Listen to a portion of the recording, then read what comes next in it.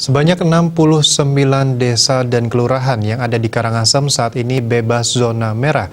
Hal tersebut berdasarkan evaluasi zona COVID-19 yang dilakukan setiap pekan oleh Satuan Tugas Penanganan COVID-19 Karangasem.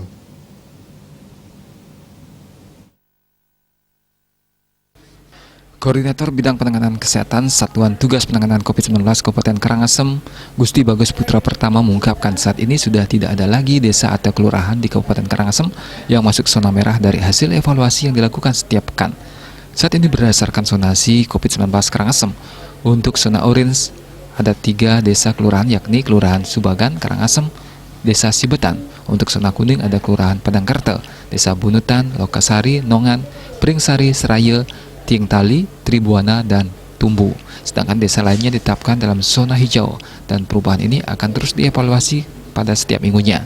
Pejabat yang juga sebagai Kepala Diskes Karangasem itu menjelaskan, untuk saat ini Karangasem kembali ada tambahan sebanyak 4 kasus COVID-19, padahal sebelumnya sempat nihil kasus.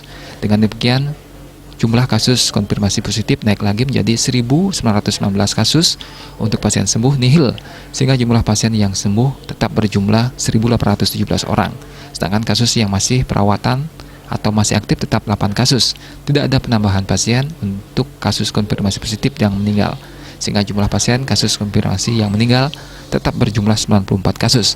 Begitu juga tidak ada penambahan pasien kasus suspek probable yang meninggal, sehingga jumlah kasus probable yang meninggal tetap di angka 87 kasus. Eka Paranana, Bali Pos melaporkan.